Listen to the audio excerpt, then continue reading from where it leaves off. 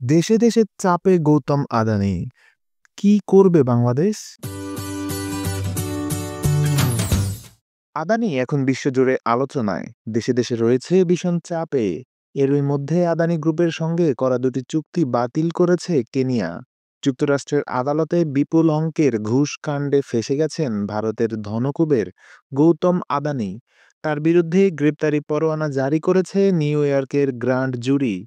ওইদিকে অস্ট্রেলিয়ার আদানির কয়লার খনিতে মানবাধিকার লঙ্ঘনের অভিযোগ উঠেছে। এ অবস্থায় বিভিন্ন দেশে আদানির চুক্তিকে নেতিবাচক প্রভাব পড়তে শুরু করেছে। আর বাংলাদেশের সঙ্গে অসম বিদ্যুৎ ক্রয় চুক্তি নিয়েও এখন কাঠগড়ায় আদানি গ্রুপ। এই অবস্থায় কি করবে বাংলাদেশ? ওদিকে বাংলাদেশের উচ্চ আদালতে এ চুক্তি নিয়ে একটি রিট করা হয়েছে। আদালত রুল সহ একটি উচ্চ ক্ষমতা সম্পন্ন কমিটি করার নির্দেশ দিয়েছেন। রুলে অসম, অন্যায্য ও দেশের স্বার্থ পরিপন্থী দাবি করে চুক্তিটি কেন বাতিল করা হবে না তা জানতে চাওয়া হয়েছে।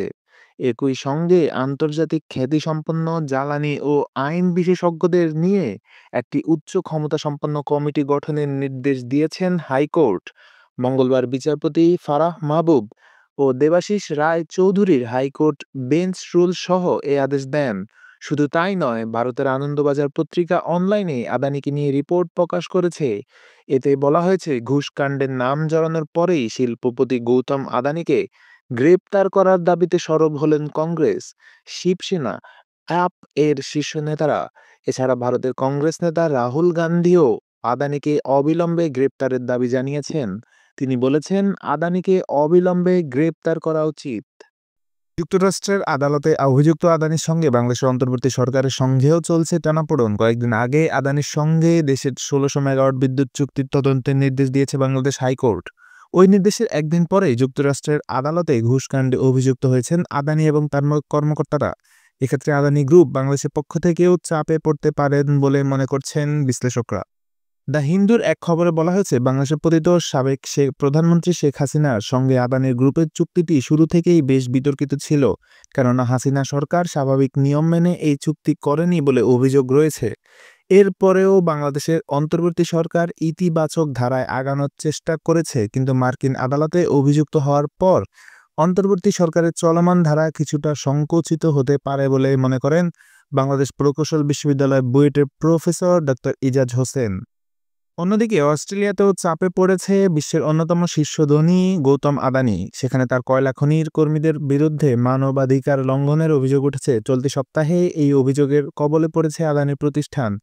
কুইন্সল্যান্ড রাজ্যের নাগানা ইয়ারবাইন ওয়াঙ্গান অ্যান্ড জাগালিঙ্গু কালচারাল কাস্টোডিয়ান্স জানিয়েছে, ব্রাভাস মাইনিং অ্যান্ড রিসোর্সেস ইউনিটের বিরুদ্ধে গুরুতর বর্ণ বৈষম্যের অভিযোগ এনে তারা এই সপ্তাহের শুরুতে অভিযোগ দায়ের করেছে। অভিযোগপত্রে বলা হয়েছে, আদানির কর্মীরা আদানির কারমাইকেল কয়লা খনির কাছে আদিবাসী গোষ্ঠীর সদস্যদের বিভিন্নভাবে বৈষম্যমূলক আচরণ করেছে।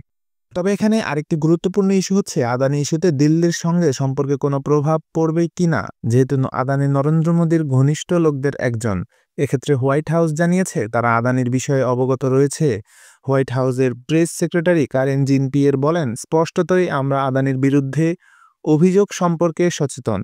এক্ষেত্রে বাকি কিছু জানতে হলে সবাইকে securities and exchange commission and বিচার বিভাগের কাছে যেতে হবে। জিন পিয়েরে যোগ করেছেন, যুক্তরাষ্ট্র এবং ভারতের সম্পর্কের বিষয়ে আমরা বিশ্বাস করি যে এই সম্পর্ক আমাদের জনগণের বৈশ্বিক সমস্যা নিরসনে আমরা উভয়ই একটি শক্তিশালী ভিত্তির উপর দাঁড়িয়ে আছি। সাথে থাকবার জন্য ধন্যবাদ। নিত্য নতুন সকল ধরনের খবরাখবরের আপডেট পেতে আমাদের চ্যানেলটিকে সাবস্ক্রাইব করে রাখুন।